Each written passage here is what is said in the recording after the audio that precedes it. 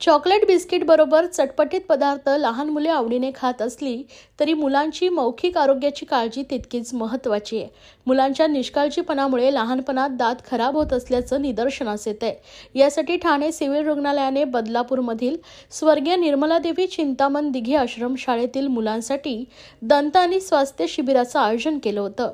शाळेतील तब्बल 105 मुलांच्या दाताची तपासणी, किडलेले दात स्वच्छ करून पिट अँड फिशर सीलंट करण्यात आले. लहान वयात मुलांना चांगल्या संस्काराबरोबर आरोग्याची काळजी घेणं तितकंच महत्त्वाचं आहे. यामध्ये मौखिक आरोग्याची काळजी घेण्याची गरज आहे.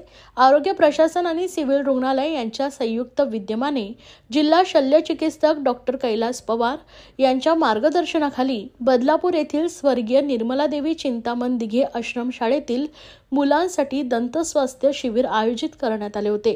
आश्रमशाळेतील 105 मुलांची दंत तपासणीत किडलेले दात साफ करून पिट अँड फिशर सीलंट करण्यात आले.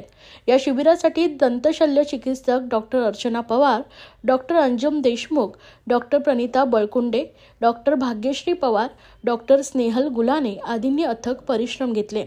मुलांनी सकाळी आणि रात्री झोपताना ब्रशने दात घासावे, 2 महिन्यांनी दाताचा ब्रश बदलावा, 6 महिने अथवा 1 वर्षांनी दंत चिकित्सकाकडून दाताची नियमित तपासणी करावी, तर जेवल्यावर पाण्याने खळखळून चूळ करावी, अशी माहिती डॉक्टर कैलास पवार जिल्हा शल्य चिकित्सक यांनी दिली आहे.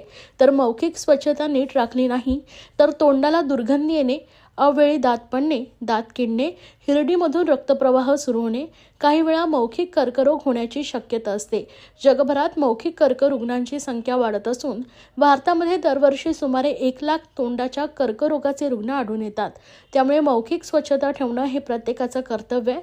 तोंडात पांढरा किंवा लाल रंगाचा चट्टा दिसला तर त्वरित सिव्हिल रुग्णालयात दंत विभागाशी संपर्क साधावा, अशी माहिती दंत शल्य चिकित्सक डॉक्टर अर्चना पवार यांनी दिली आहे.